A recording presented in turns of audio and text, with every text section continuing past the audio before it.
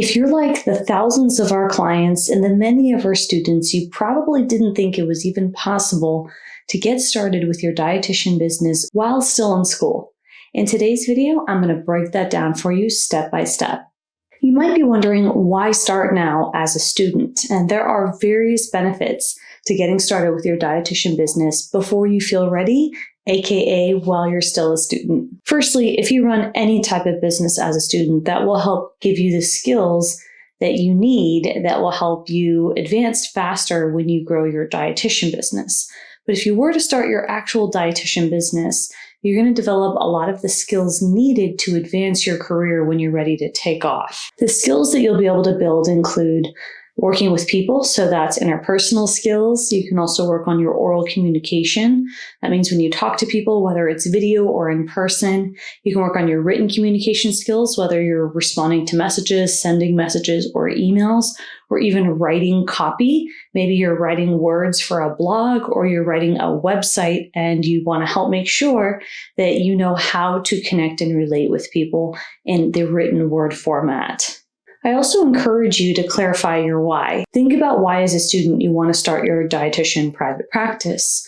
Maybe you're interested in helping more people. Maybe you're interested in paying off your student debt and you want to make more money. Or maybe you want to feel aligned with your philosophy and you're finding that in certain settings, like maybe a clinical setting, you don't have that freedom to really advocate for what you believe in as a nutrition professional.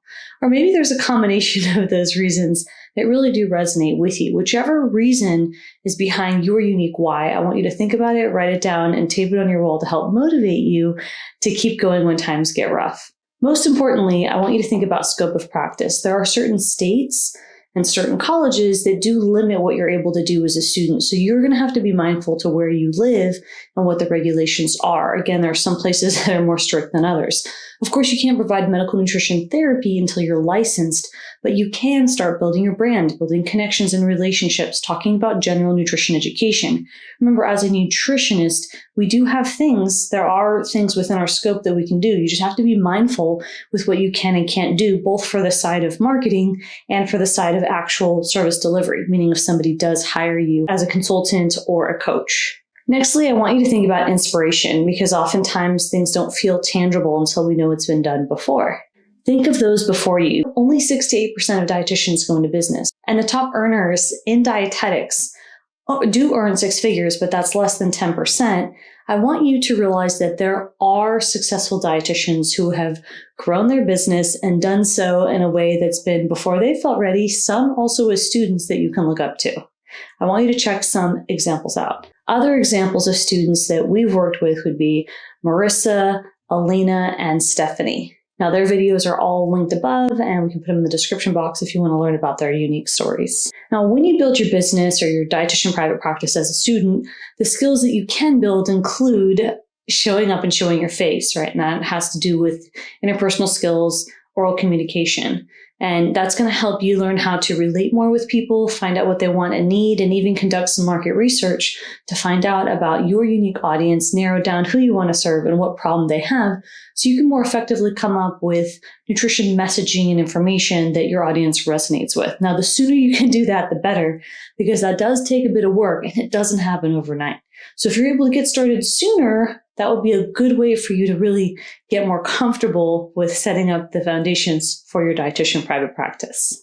You're going to want to focus on building relationships, talking to people about nutrition, looking at your community, doing some in-person networking and marketing is a great idea to get you comfortable. So that might be reaching out to your peers in school, looking at local communities, churches, organizations. If you do have opportunities to work or know anybody in a clinical setting, you can even talk to them and see if there are any opportunities that you can combine. Maybe you can do some writing and some speaking, and those are great ways for you to start building your skills.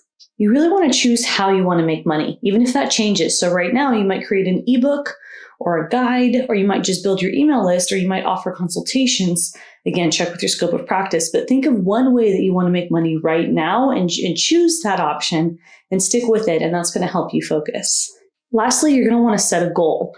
So that goal could be that you either acquire a certain amount of clients, you make a certain amount of money, or you're able to use one or two platforms to build your presence to a certain amount. Maybe you want to grow email subscribers to 500 subscribers, or you have other metrics that are important to you to show that you've built your audience. And that's really going to help get you in the right direction to start ramping up for your dietitian private practice. Remember, building habits is the most important. Even if that means you're putting forth effort in your dietitian private practice every week. That might be an hour a week, it might be 30 minutes a day, Monday through Friday, but whatever you choose to do, if you're able to be consistent and build those habits, that's going to help. That can include reading about business books, watching free content for dietitians like what we create here on Dietitian Boss on YouTube, our podcast, our Instagram, even our newsletters. And it also will include you communicating with other people and learning about the needs of people, preferably in your audience, people that you might want to help, and what they want in terms of nutrition solutions. So the sooner that you can do that and make these routines part of your habit, then the sooner that you're going to get into the flow of becoming a successful business owner. I want to invite you to join our membership.